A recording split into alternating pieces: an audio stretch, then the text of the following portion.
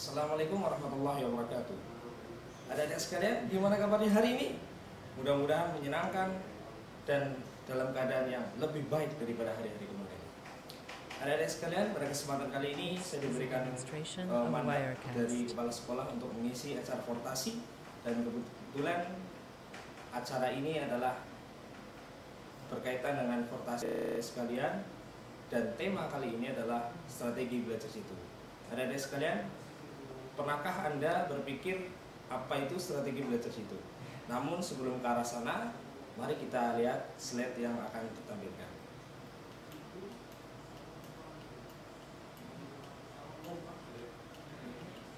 Oke. Adik-adik sekalian akan melihat ada sebuah pemandangan yang indah di depan adik-adik sekalian. Ada gambar seorang petani, kemudian ada seorang kakak, ada seorang kakek-kakek yang sedang menaiki becaknya, kemudian ada seorang wanita muda yang sudah mempunyai 2 orang anak, dan kemudian adik-adik juga bisa melihat bagaimana paman adik-adik sekalian ini, atau mungkin saudara adik-adik yang sedang tidur di atas becaknya.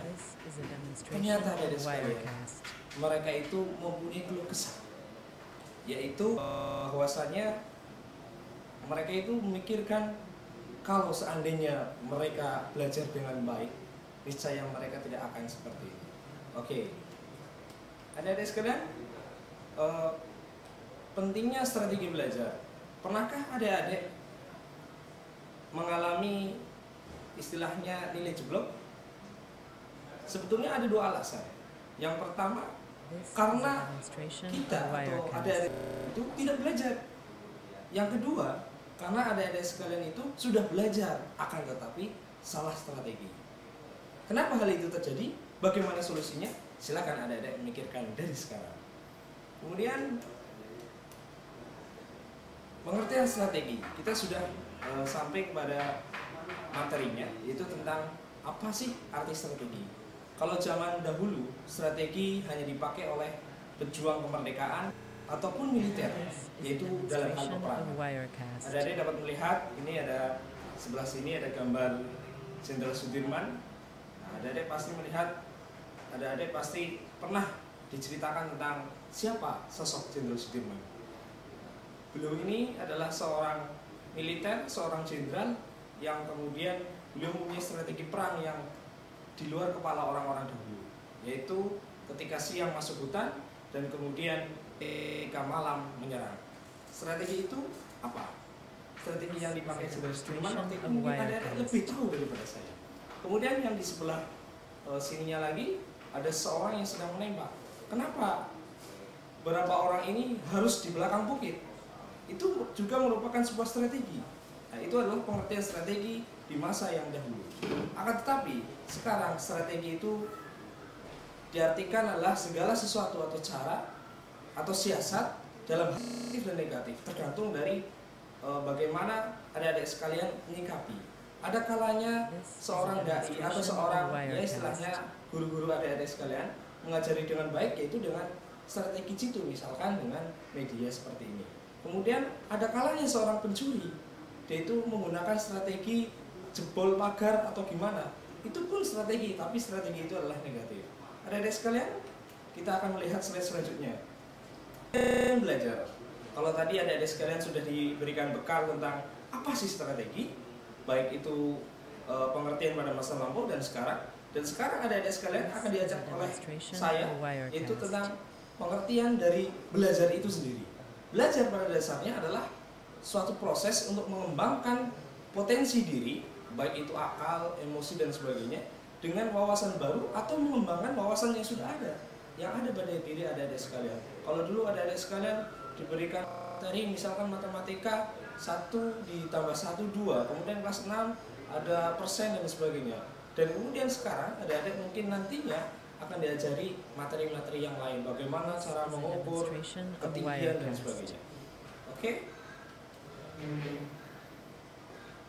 Perlu diingat adik-adik sekalian bahwasanya strategi belajar adalah suatu cara untuk mencapai sebuah tujuan dari proses belajar itu sendiri, agar hasil yang diperoleh itu lebih memuaskan dan dapat pula melatih kedisiplinan diri. Artinya ketika dengan adanya strategi belajar itu dijadikan belajar itu mempunyai strategi, otomatis nanti kita pun akan terarah dan kita pun akan melatih disiplin. Selanjutnya, adik-adik sekalian, ada beberapa tips atau strategi belajar jitu.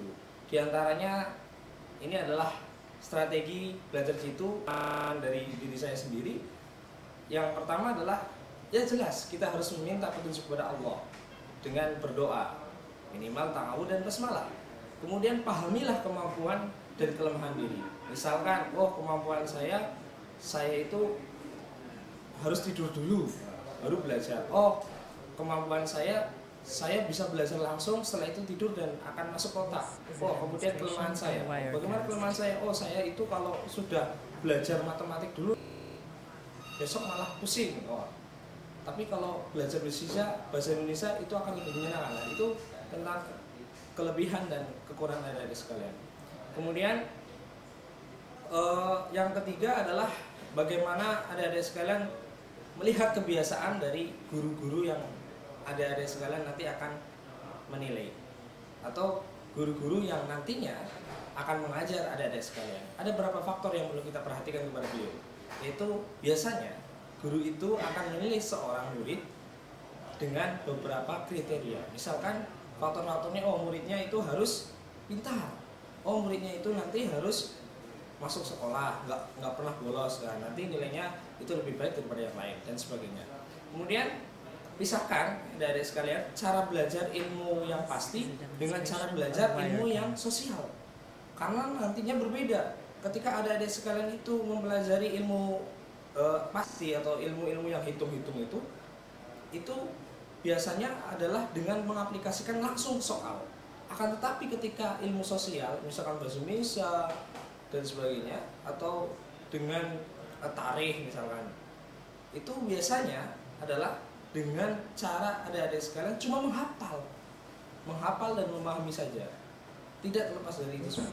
Kemudian adik-adik sekalian juga harus bergaul dengan guru dengan penuh kesopanan dan tawadhu. Artinya apa? Karena strategi belajar itu kan istilahnya sebuah hanya strategi, dan kita tidak boleh melupakan ini. Kemudian jika berhasil, ucapkanlah syukur alhamdulillah dan tetap tawadhu, rendah hati, jangan sombong. Jadilah padi yang semakin berisi semakin merunduk. Kemudian jika masih gagal, carilah kelemahan atau evaluasi lah istilahnya, kenapa kok kegagalan itu bisa terjadi. Kemudian yang terakhir adalah percaya pada diri dalam usaha dan mintalah petunjuk dari Allah, karena yang namanya strategi belajar itu adalah merupakan sebuah usaha saja.